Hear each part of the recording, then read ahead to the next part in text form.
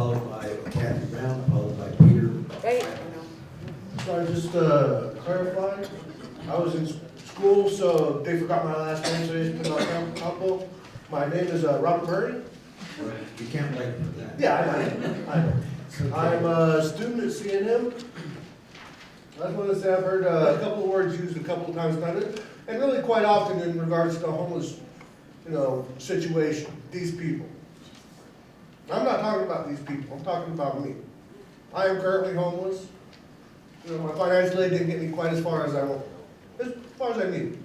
And that's the situation with a lot of people out there. You got people that are working full-time jobs, being chased around by, current circumstances. Really hard to make ends meet, whenever you gotta spend all day, trying to move from one spot, trying to find another spot, and move out of that by the end of the day. It wears on a person. And, I'm not gonna use up all my time. I just want to say, I'm not looking for a handout from anybody. I don't need a handout. What I need is for people to stop slapping me down every time I try to get up. Thank you. Thank you, Barry. Next is Kathy Brown, followed by Peter Feivelman, followed by Otto Ivana. good evening, councilors. It's been a solid year, okay? I mean, it's been a year. It's been a year since James Boyd was shot in the back and murdered. It's been a year since Mary Hawks was hunted down for 3 hours and murdered by Jeremy Deere. It's been a year since the DOJ report came out. And I think, after a year, I think we should look at what we've accomplished. And there have been some things accomplished. For one thing, we do have 2 killers off of the police force. We actually have a couple of people murdering cops charged with murder. But I must tell you this, none of these accomplishments have anything to do with that document that Greedy Greenwood produced. I'll tell you what it has to do with. It has to do with this. It has to do with the citizens' ability to film our officers and the citizens' ability to keep an eye on things. The number of shootings in this city has drastically decreased over the course of the year. And it's not because of that document. It's because of these cameras. We're watching, and we are watching. We were watching the other day at a situation over in Northeast Heights. With the SWAT, they're all geared up, they're going to serve an arrest warrant like they do daily. And one of the officers even had the nerve to tell a bystander there that unfortunately, they have the right to take pictures. Well, fortunately, that's what the Constitution allows. And the police department is supposed to be defending the Constitution.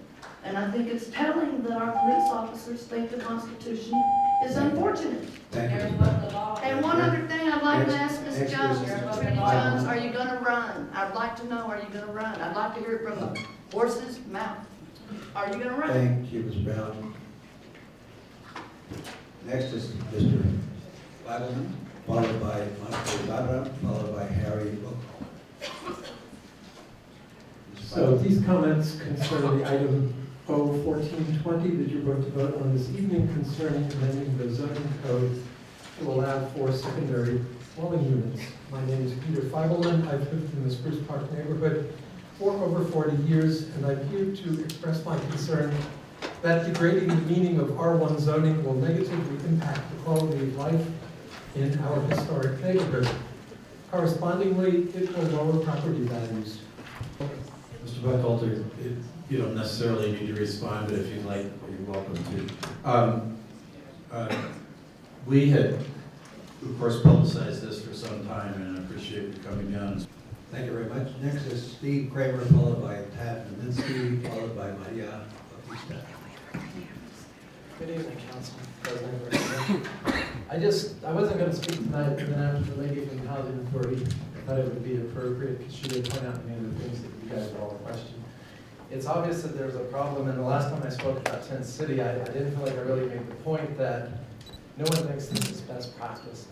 So I'm not sure, no one's suggesting that. What we're saying is that there's a large gap that exists between the services being offered and the reality of where people are at.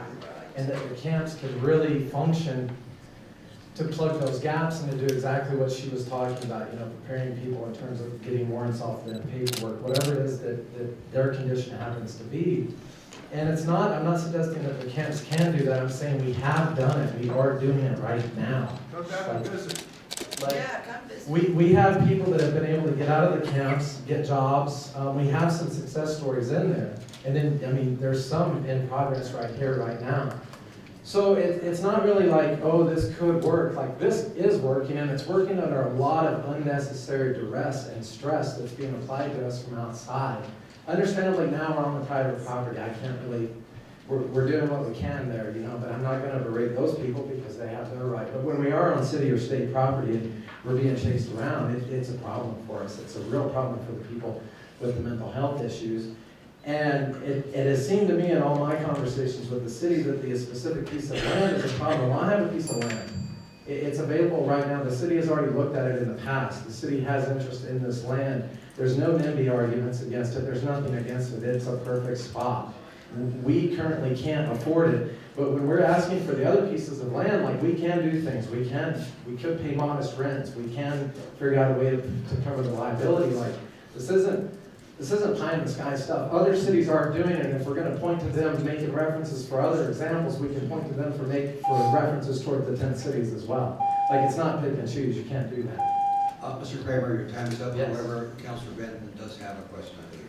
So, Mr. Kramer, thanks, and I think you're partly responsible for that document that was so well put together, so thank you for that.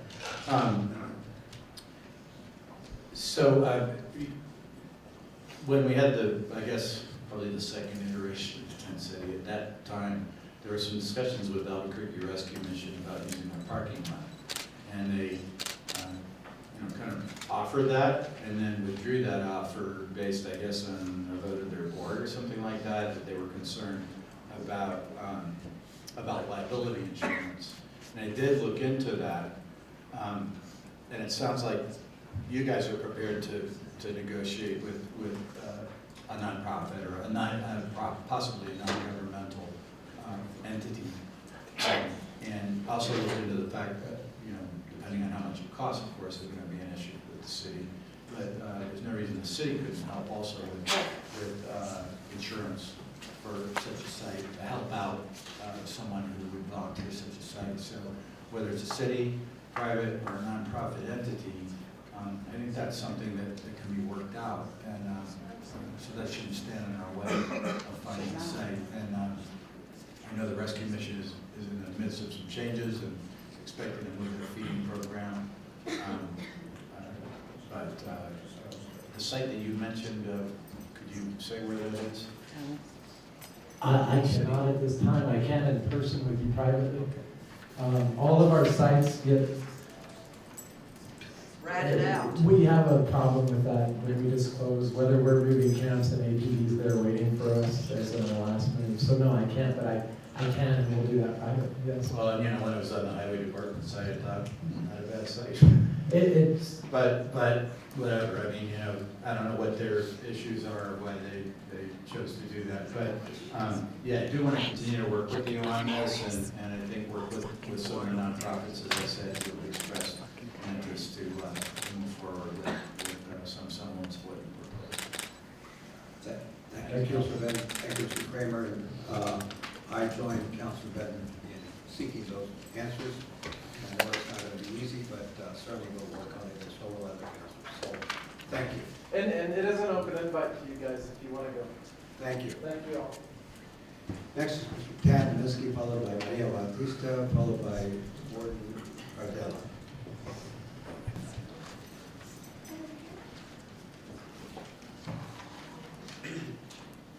President Arnillo and all of you who know me, I want to say a few things to you this evening. On April 4th, the United States Department of Justice released its findings. Greenwood and Stretcher were hired to represent the city of Albuquerque regarding APD's use of excessive force and to assist in the negotiations with the Department of Justice and in working towards a consent decree. Scott Greenwood and Tom Stryker have failed in those negotiations. Mayor Berry has failed in those negotiations.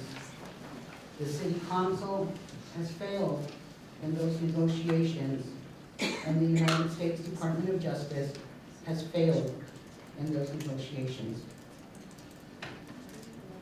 The very department we are advocating for became the Barry Perry scapegoat.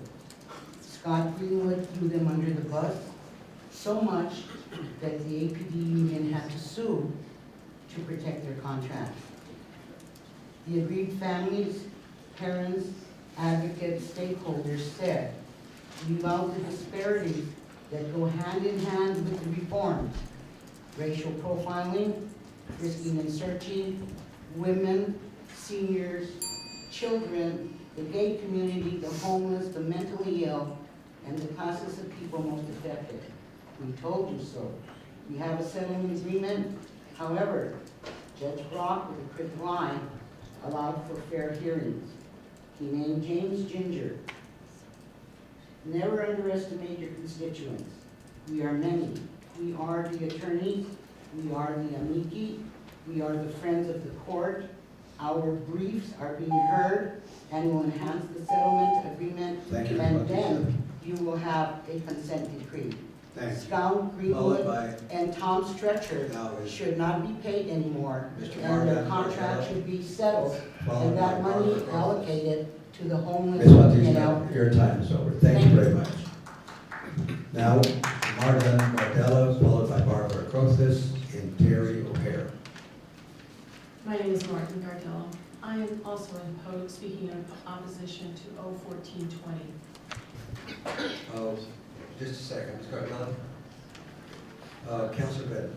I just want to appreciate coming down, Ms. Gardella, and also for your years of service to the community of the University of New Orleans. Thank you. Next is Barbara Crothis, followed by Terry O'Hare. Good evening, President Gardenia and councilors. You know, the amount of money that would be required for the city to invest in a little piece of land for some campers to live on wouldn't be very much money compared to, I mean, let's just be real. We haven't built any housing for these 5,000 people that are looking for units since the 1970s.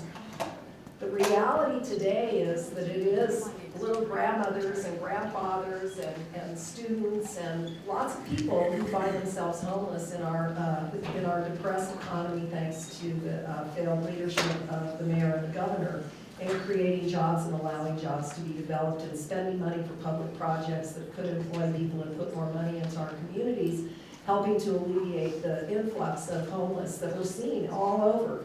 Drive around our city. You see them everywhere. There are people everywhere, and people like Albuquerque Justice have been working really hard to try to help create a situation to be a model for this. And the residents of Tent City have risen to the challenge. These people are exhibiting leadership, community values, they are doing their own policing, they are kicking people out who don't abide by the rules of the camp. You should go over there and see it. It's clean, they're recycling, and have a very good relationship with BC, with the Bernalillo County Sheriff's Department. You know, these people in the Sheriff's Department have been working hard and meeting regularly and respecting the people who are currently camped on private land in the East Mountains area. And I really think that the city could step up on this. There's no reason why we cannot do what other cities have done. Somebody needs to show the mayor that it is possible. We need to have some leadership in the city. The falling asleep CEO and CAO over here is unhelpful. Thank you. Thank you, Crothis. And our last speaker tonight is Terry O'Hare. Come on, Robert, get off the drink.